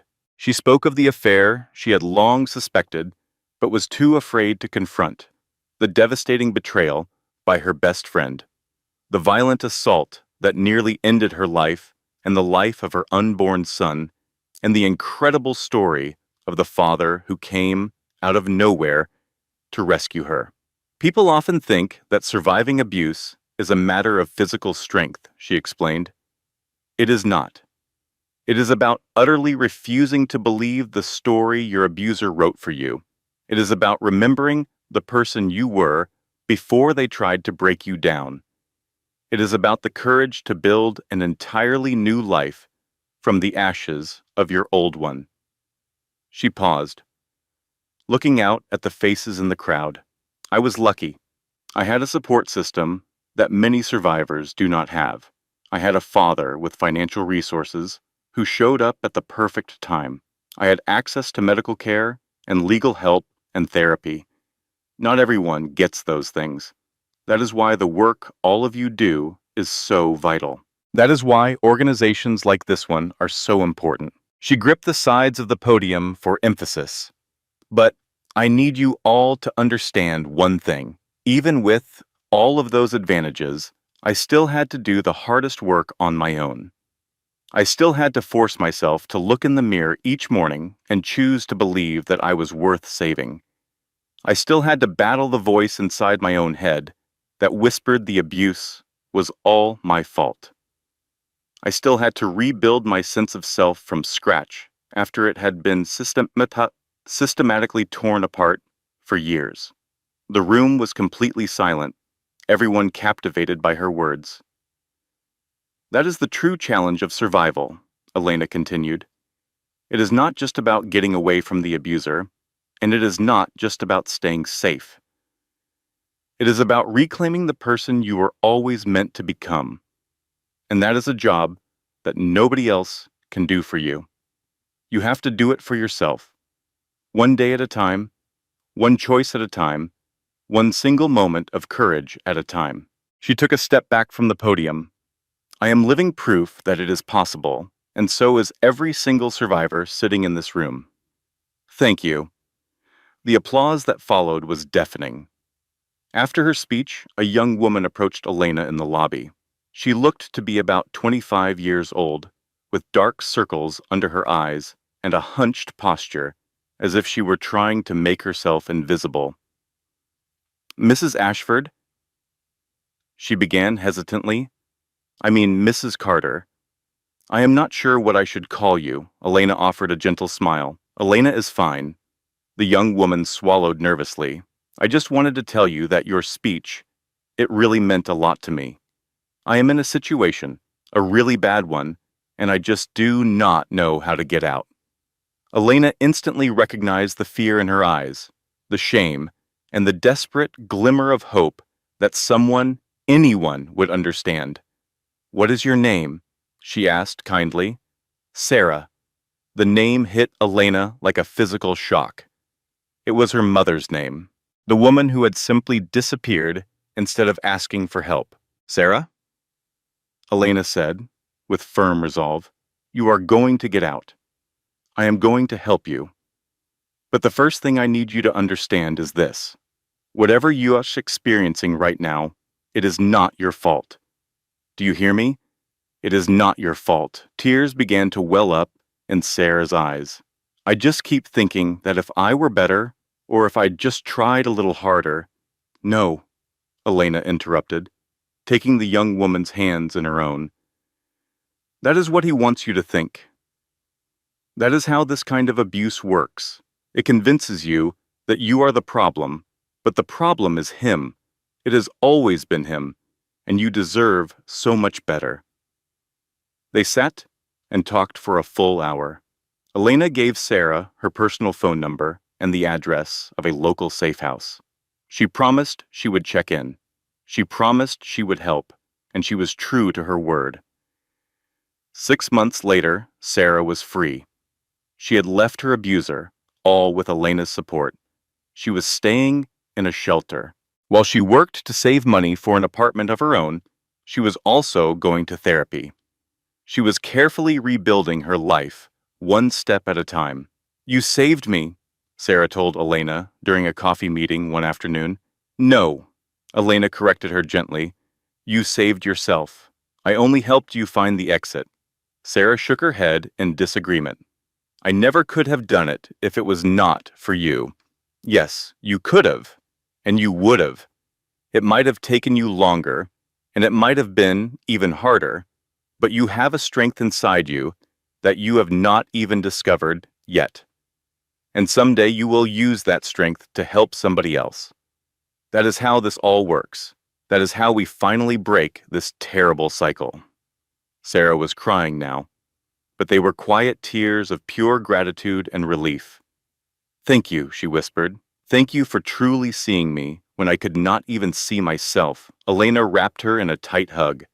You are going to be okay, she said. Actually, you are going to be better than okay.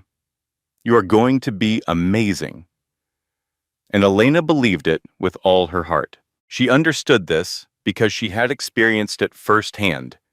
5 years after the absolute worst day of her life, Elena Carter was standing in her garden, watching her little boy play. Will was not so little anymore. At 5 years old, he was already tall, with his mother's eyes and a laugh that sounded just like his grandfather's. He was darting across the lawn, chasing butterflies, his sneakers making soft, squishing sounds in the damp morning grass. "Mama!" he shouted. "Come look at this!" Elena put her coffee mug down and walked over to him.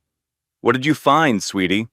He pointed to a small caterpillar slowly crawling up the stem of a flower. "It is so fuzzy. Can I keep him?" "No, honey. Caterpillars need to stay outdoors so they can become butterflies."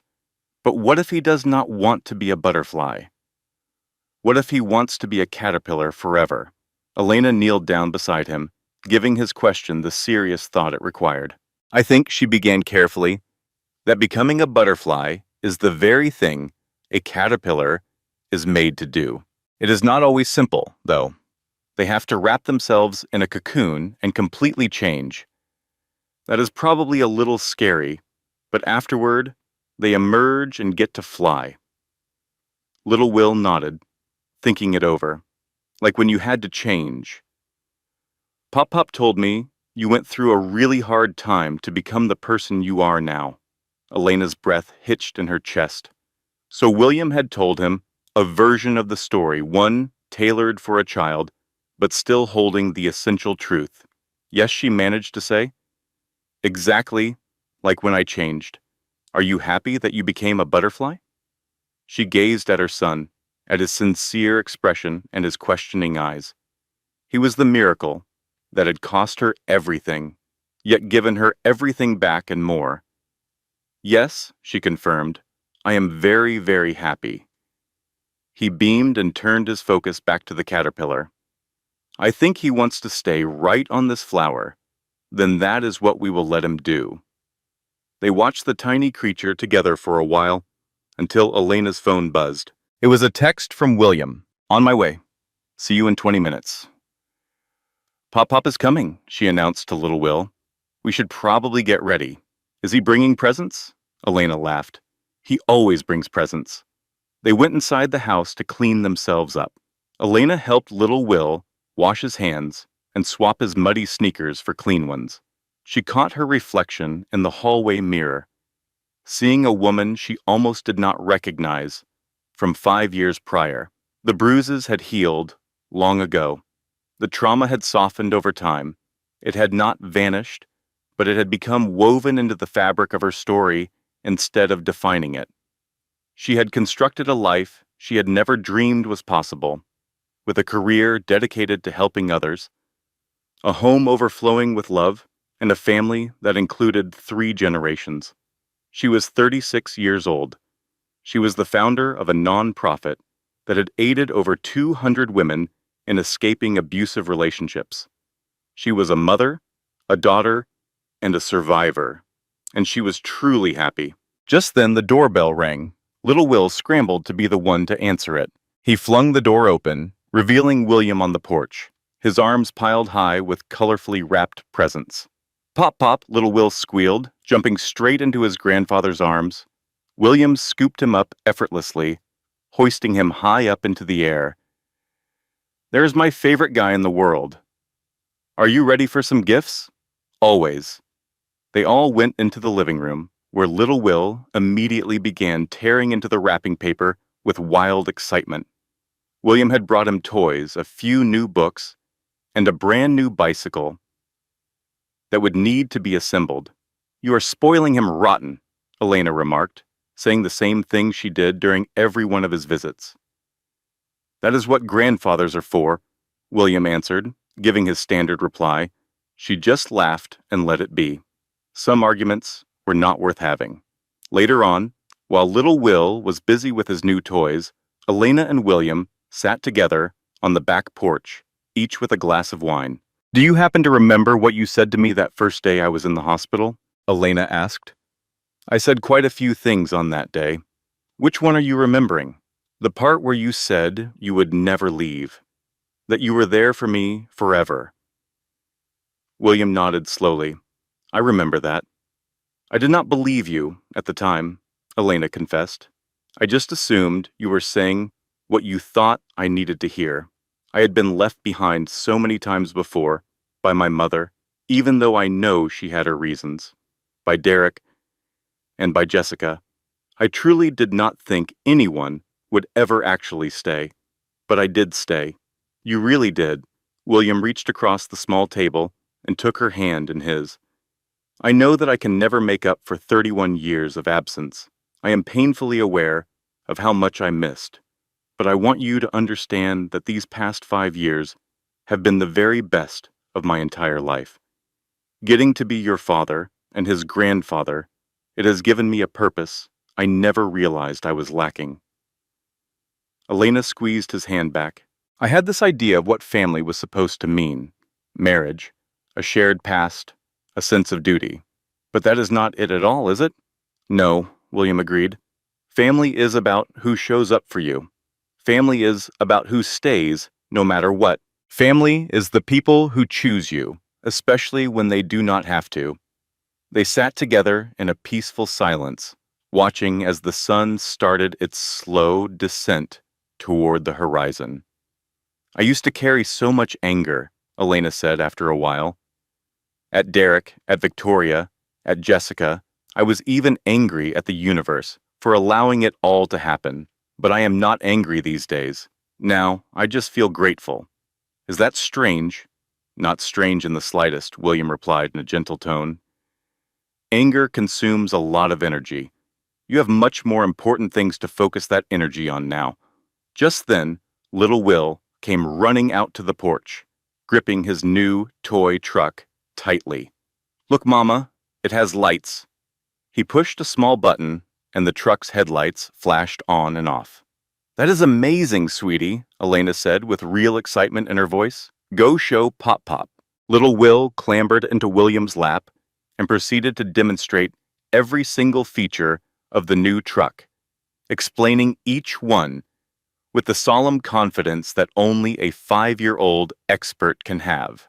Elena watched the two of them, grandfather and grandson, connected by blood and love, and by the absolute miracle of having found each other against all odds. This was her true family, not the one she was born into, nor the one she had tried so hard to build with Derek. This was something entirely different, something far more resilient. It was a family, forged in the fire of betrayal and bound together by deliberate choice. The sun finally dipped below the horizon, streaking the sky with hues of gold and pink. Little Will's detailed explanations trailed off into sleepy mumbling. William held him tenderly, his gaze finding Elena's over the top of the boy's head. Thank you, he whispered. For what? For letting me be a part of this, for giving me a second chance that I know I did not deserve. You absolutely deserved it, Elena answered. You just did not know it at the time. She rose to her feet and gently lifted little Will from William's lap. It is bedtime for this little one. I should get going as well, William said. I have an early meeting tomorrow. They walked to the front door, side by side.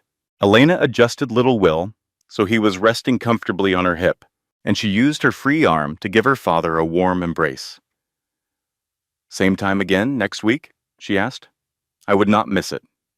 He placed a kiss on her forehead and then another on little Will's before walking to his car. Elena stood and watched him drive off down the street, then carried her sleepy son up the stairs to his room. She carefully tucked him into his bed, pulling the covers up over his small frame. He was already drifting off, his eyelids fluttering closed. I love you, she whispered softly. Love you too, Mama, he mumbled back. She flipped off the light and lingered in the doorway for a second, listening as his breathing settled into the slow, steady rhythm of deep sleep. Then she made her way back downstairs. The house was still and quiet. The dishes from their meal were waiting in the sink. Toys were strewn across the living room carpet. Tomorrow would be filled with work, meetings, and all the usual duties of her life. But tonight, there was a profound sense of peace. Elena poured herself just one more glass of wine and carried it out onto the back porch.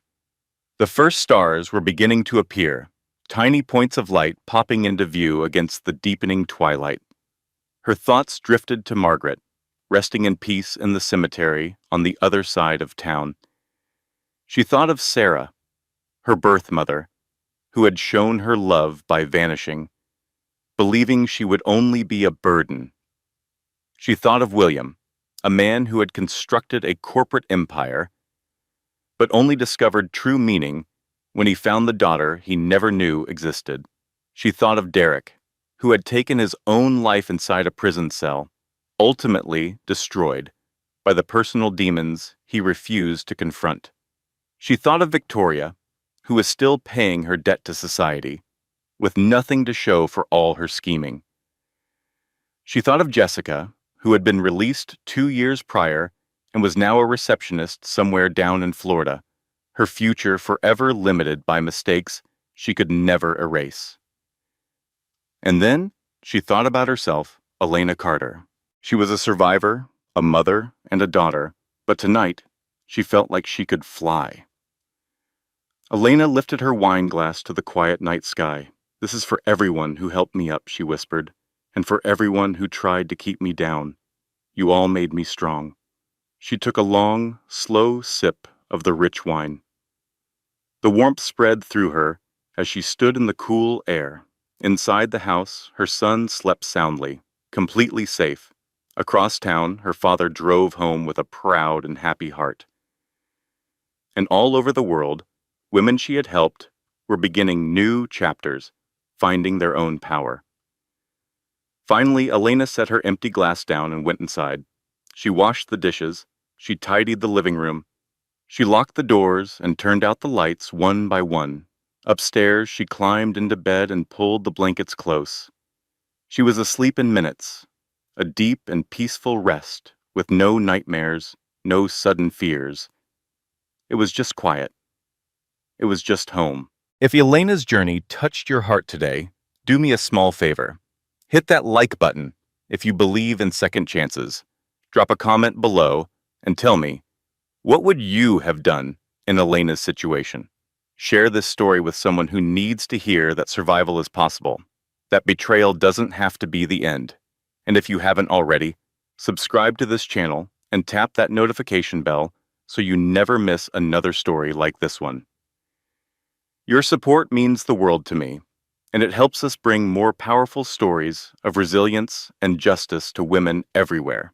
This content has been carefully researched, developed, and manually edited by our team to deliver meaningful lessons and inspiration.